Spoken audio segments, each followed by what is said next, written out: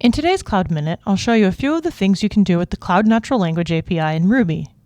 Cloud Natural Language does syntax analysis, sentiment analysis, and entity analysis. I've already set up authentication and I've installed the Google Cloud Language gem. To use the API, first I need to require google/cloud/language. Now I need to create a language object, some content to analyze, and a document object. To call the API, I can call the annotate method on the document. To see the positive or negative sentiment score, I call results.sentiment.score. The syntax analysis provides an array of tokens, which are the words or punctuation in your content.